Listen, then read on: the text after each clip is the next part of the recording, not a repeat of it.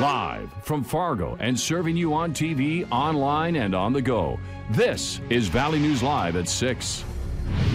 A man high on drugs and with a violent past forces his way into a Fergus Falls school. While the man was only inside the building for a matter of minutes, court documents say he was paranoid and delusional at the time and scared students. Valley News Team's Veronica Marshall has details on the incident and how the school district is responding. Veronica? Even with locked doors, keyed entrances, and security cameras, Christopher Mitchell was able to get inside Kennedy Secondary School last week. Court documents say Mitchell admitted he was high on meth at the time and had a syringe and more drugs on him as well. Mitchell was able to slip into the school when a student left the cafeteria for recess, but he was quickly confronted by staff and left. After that, Mitchell tried pulling on locked doors and banging on windows, still trying to get inside the building and scaring students before he was arrested. Now, school leaders say the incident is an opportunity to review security procedures, but part of the problem they're running into is how to secure a public building.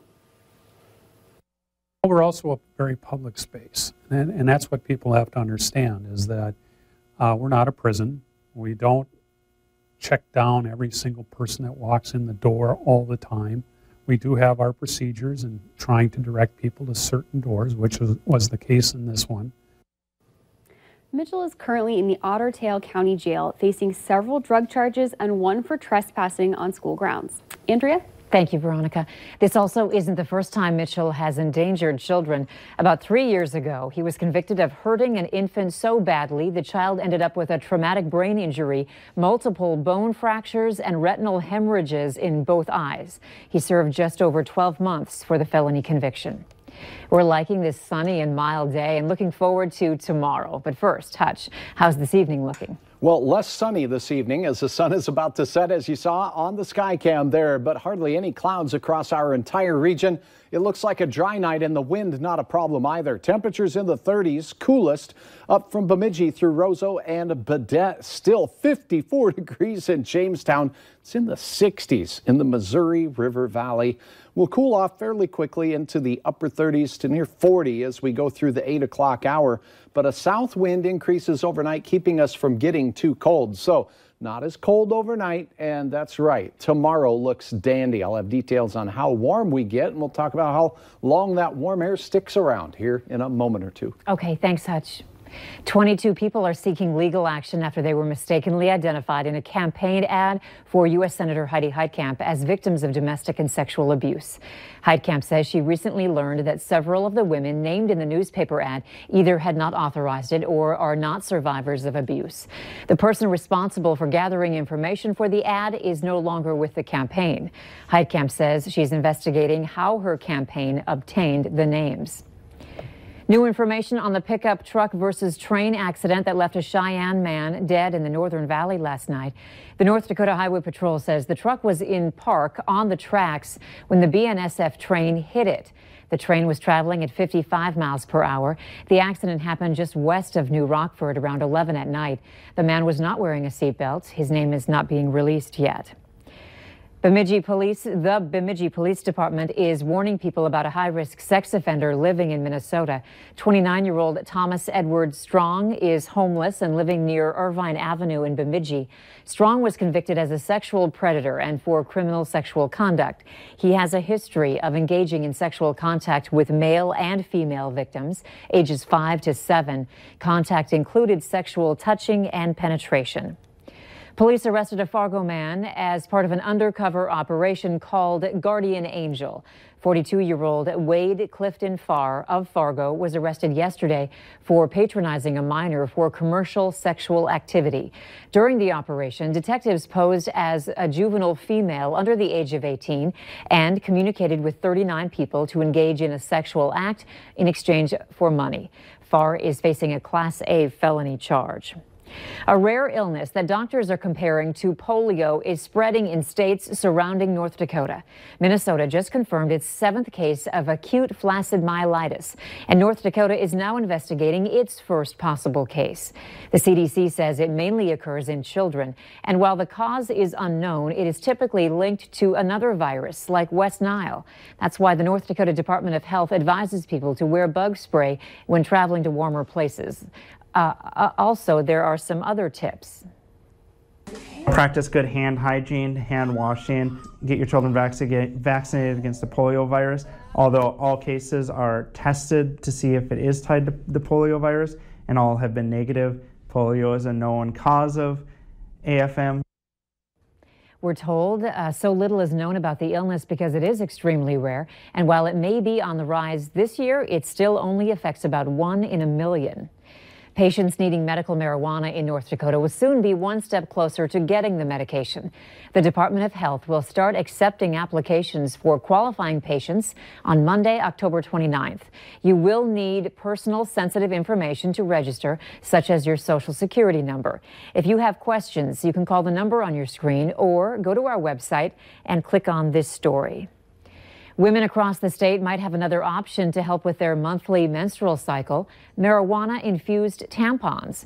If Measure 3 passes in North Dakota, they could be available at dispensaries. The product is aimed at helping women get the relief they need, not just for menstrual cramps, but for pelvic-related pain and lower back pain. Once you're at that point, Midol's not going to cover it. There is no over-the-counter medication. Yeah, it can kind of put a cap on it and just dull it a little bit. But there's really nothing that's going to help. And that's why I've looked for alternatives, such as the cannabis-infused tampons. The product is infused with 60 milligrams of THC and 10 milligrams of CBD. In a drug test, it will test positive. The prize for Friday's Mega Millions jackpot has climbed to $900 million after no one won yesterday. The projected prize would be the second largest payout in U.S. lottery history. A lone winner taking the cash lump sum would receive about $513 million. Mega Millions announced that Tuesday's jackpot of $667 million would have been a new record for that game.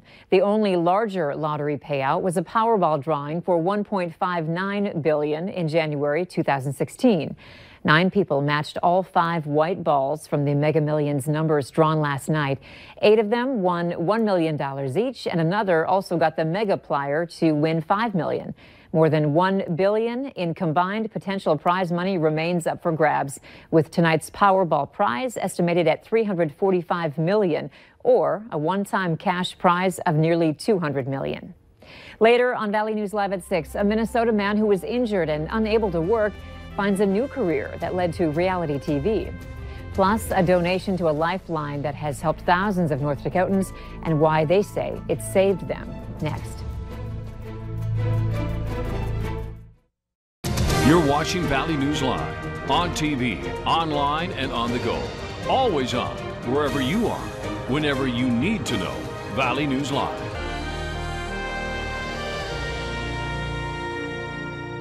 You're watching Valley News Live on KVLY, your hometown NBC station.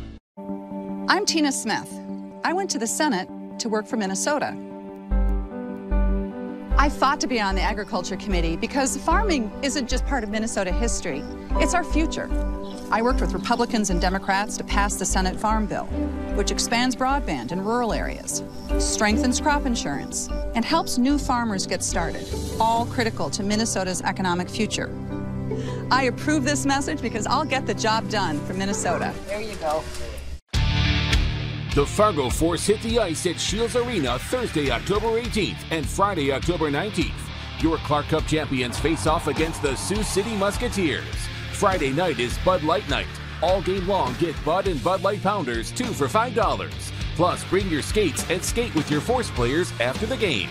Puck drops at 7:05. Fargo Force Hockey. Come for the hockey. Stay for the fun. Oh, those nasty water mishaps. They can cause costly damage to your floor. Problem solved with waterproof flooring from the Carpet Garage. Check out the latest innovations and hottest looks in flooring with fantastic styles and visuals for any room in your home. Built to resist mold and mildew, these floors are engineered to keep their integrity in wet conditions. And the best part? The Carpet Garage stocks the largest selection of waterproof flooring at the lowest price in town. Guaranteed. Waterproof flooring. In stock and unbeatably priced at the Carpet Garage. North Dakota needs strong voices representing us in Washington that reflect North Dakota's priorities. That's why I'm supporting Kelly Armstrong for Congress. Working in his family's oil and gas company, Kelly's helped create high-paying jobs in North Dakota. For farmers and ranchers, Kelly led the fight to protect their private property. Kelly Armstrong. He has the abilities and the right priorities to do what's best for North Dakota. Kelly Armstrong for Congress. I'm Kelly Armstrong, and I approve this message. Beautiful, energy efficient, and easy cleaning replacement windows. Windows Plus. The National Suicide Prevention Lifeline announced today that it received a $20,000 donation from Farmers Union Insurance to help the nonprofit continue its services to North Dakotans who are at risk. The executive director of First Link, which runs the hotline, says calls to the 211 suicide helpline and National Lifeline have increased dramatically in recent years. The donated money will go towards staffing to help support the increased volume of calls the hotline is receiving. There were a little over 2,500 suicide-related calls in 2016 compared to over 6,500 in 2017. And follow-up calls increased from over 1,100 in 2016 to over 4,800 last year. To reach the National Suicide Prevention Lifeline, dial this phone number, 1-800-273-TALK. Later on Valley News Live at 6, we look into what it takes to compete in the age-old art of bladesmithing. And that old blue blob of winter-like air shifting off to the east as the warmth is pressing in from the west. It looks like a nice day on your Thursday. I'll have hour-by-hour details on what you can expect in your forecast right after this.